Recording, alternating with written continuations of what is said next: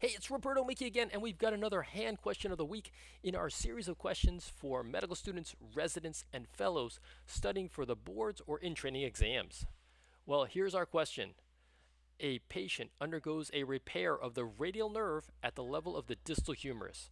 Which of these muscles will be the last to regain function? A. Extensor carpi ulnaris. B. Extensor carpi radialis longus. C. Extensor digiti minimi. D. Extensor digitorum communis, or E. Extensor indicis proprius?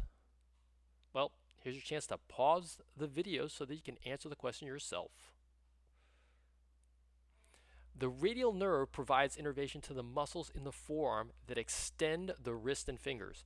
The order of innervation of these muscles from proximal to distal is the brachioradialis first, extensor carpi radialis longus, then the supinator, then the extensor carpi radialis brevis, then the extensor digitorum communis, then the extensor carpi ulnaris, followed by the extensor digiti minimi, then the abductor pollicis longus, then the extensor pollicis longus, and the extensor pollicis brevis, and finally the extensor indicis proprius.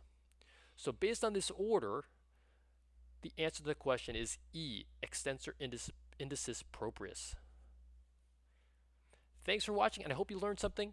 We'll see you at the next one. Please like and subscribe so we can continue to support this channel.